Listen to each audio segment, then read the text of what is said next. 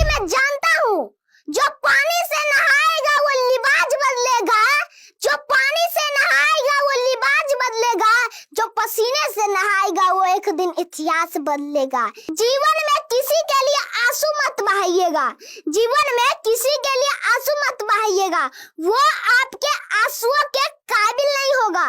अगर वो आपके आंसुओं के काबिल होगा तो आपको वो कभी रोने नहीं देगा। तो मेरा जन्म बेगूसराय जिले के रोसड़ा के एक हॉस्पिटल में हुआ था। पापा उस समय कुछ भी नहीं कमाते थे और हॉस्पिटल का सारा खर्च कर्ज लेकर चुका दिया जाता था फिर बाद में एक खेत बेचकर सारे कर्ज को चुका दिया गया। उसके बाद मैं मम्मी पापा पटना जिले के नदमा गांव में आए। वहां पर पहले से ही पापा एक किराए के मकान में एक रूम लेकर रहते थे। मुझे ये नहीं मालूम था कि पापा मम्मी घर छोड़कर किराए के मकान पर क्यों रहते थे, लेकिन मुझे ये जरूर पता था कि पापा की आर्थिक स्थिति बहुत ही खराब थी। धीरे धीरे समय बीतता गया और जब मेरा उम्र चलने दौड़ने का हुआ, जानते ही होंगे आप लोग कि चलने दौड़ने की उम्र में बच्चों में बहुत शैतानियां होती है, मेरे में भी थी। हम क्या करते थे कि इधर खाते थे पर खाने तो जब आपका उम्र चलने दौड़ने का होता तो आप तो खाते ही होंगे, तो जब हम खाते थे ना तो उधर छींट दिए खाते थे, फिर उधर खाए तो उधर छींट दिए, उधर खाए तो उधर छींट दिया। और जब बचपन में हम खिलौना से खेलते थे तब गेट पर छोड़ देते थे खिलौना, तो कोई आदमी आता था तो खिलौना पे पैर रखकर गिर जाता था। इसके वजह से फिर अब गिलास में पानी ले लेते थे तो इधर गिरा दिया ना तो मकान मालकिन हमको डर देती थी, जिसकी वजह से मम्मी भी रो जाती थी। तब मैं कहता था कि जीवन में किसी के लिए आंसू मत बहाइएगा, जीवन में किसी के लिए आंसू मत बहाइएगा, वो आपके आंसुओं के काबिल नहीं होगा।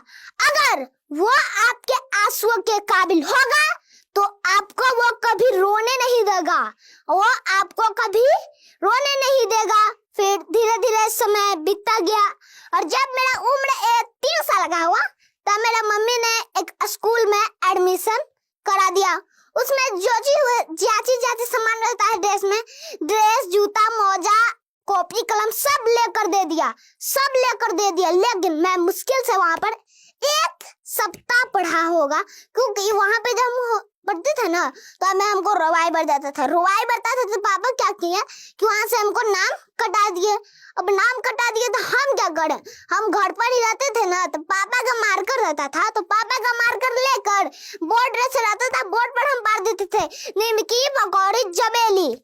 उसमें खास बात यह थी कि सारी आकृतियां जो होती थी सेम रहती थी। अब सेम रहने पर तो कोई पता नहीं चलता था ये क्या है। अब फिर अगर हमको बाद में पूछा जाए कि ये निमकी कौन है पकौड़ी कौन है, तब हम उसमें सही जवाब देते थे। तो क्या था, उस समय हमको जलेबी बोलने नहीं आता था, जलेबी को हम जबेली बोलते थे, जैसा कि अभी हम बोले थे। तो फिर पापा कहते थे कि जो मन में आए वो लिखो, पसीने के स्याही से जो लिखते अपने हौसलों के उड़ा दे, उनके मुकद्दर के पन्ने कभी कोरे नहीं होते। आज मैंने अपना YouTube चैनल भी बनाया है जिसका नाम हुआ बॉबी राज ऑफिशियल। जो बच्चे मेरे से नहीं पढ़ पाते हैं वो ऑनलाइन पे भी पढ़ लेते हैं। धीरे धीरे हम पढ़ाते गए, पढ़ाने के बाद धीरे धीरे हम पढ़ाने लगे और ज्यादा, तो मेरा नाम आज पूरा बिहार लेने लगा। मेरा सपना था कि पेपर में फोटो आए और धीरे धीरे मेरा सपना अभी पूरा हो रहा है। आज मेरा नाम पूरा बिहार ले रहा है, लेकिन अभी मुझे यहाँ पर ही नहीं रुकना है, यानी कि यहीं तक मैं सीमित नहीं रहना है, मुझे और भी कुछ करना है, क्योंकि मेरा लक्ष्य है कि हमको वैज्ञानिक बनना है। लक्ष्य हमारा यही है और मुझे इसे पूरा करना है। अब जरा एक बार सोच के देखिए, जो मीडिया वाला के पीछे हम भाग रहे थे गेट के अंदर जाने से पहले, अब वो मीडिया वाला हमको पीछे भाग रहा है। एक बार मन से सोच के देखिएगा।